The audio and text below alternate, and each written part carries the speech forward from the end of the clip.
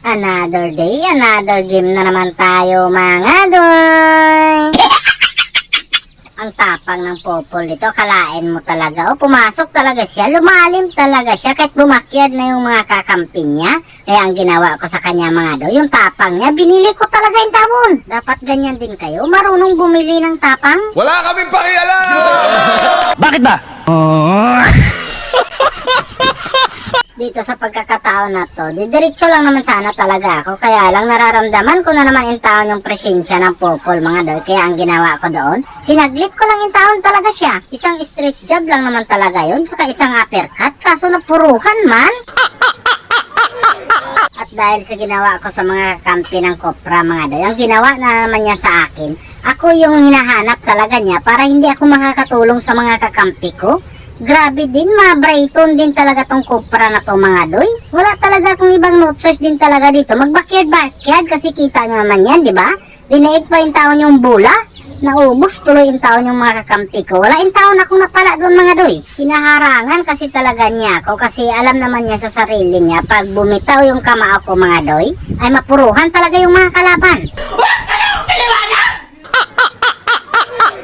Pero dito ang ginawa niya talaga, ako na naman yung hinaharas niya yung tawon. Pero don't worry, wag lang kayo mag-alala mga doy, gagawaan natin ang paraan yan. Basta wag lang kayo mag-alala sa akin, ay manood na lang kayo.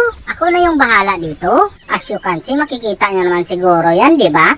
Once nawala yung Kopra mga doy, mapupuruhan talaga natin yung mga kalaban na yan. Tapos dito, tamang playsip lang ako. Alam nyo naman, andyan si Masya and Bear mga doy, di ba? Pero ang ginawa ko sa kay Masya and Bear mga doy, inisa ko lang. Inisang street jab lang yung mga doy, pero bigla na lang din talagang napuruhan. Dito nararamdaman ko na naman yung presensya ng Kopra mga doy. Pero siyempre, iiwasan lang natin yan. Dito lang tayo kay Popol mga doy. Saglit lang naman talaga to sa akin. Mapuruhan ko na naman talaga to. Oh shit! What happening? Madaldal ka eh.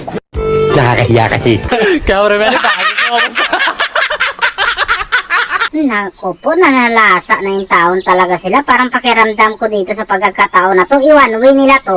Huwag kayong pumayag. Backyard na lang muna kayo. Ibigay nyo muna yung turi na yan. Huwag nyong ilagay sa kamay nyo yung batas. Basta makinig na lang kayo.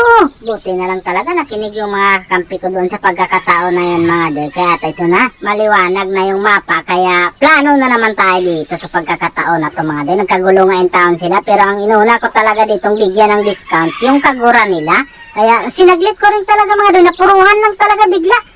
Sabay ko pa in taon yung Popol. Wala tayong talagang magawa. At ito na nga, hahabulin ko pa nga sana yung Beatrix dito. Kaya lang nag-die or die sila eh. Dito sa puntong to, nasa kanila yung malaking mananap mga doy. Paano ba naman kasi? Galing in town ako sa bakasyon. Kaya nakuha talaga nila yung malaking mananap. Pero huwag kayong mag-alala mga doy. Nandito pa naman ako. Maliwanag yung mapa ko mga doy. Kaya siyempre, gagawa natin ang paraan yan. Matik.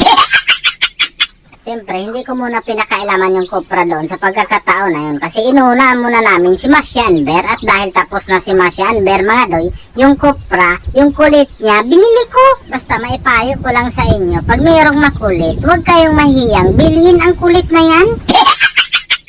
Kaya dito, narinig ko na naman yung victory.